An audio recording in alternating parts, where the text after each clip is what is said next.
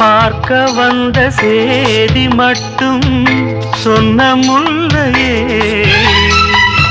பருவம் வந்த தேதி மட்டும் சொல்லவில்லையே.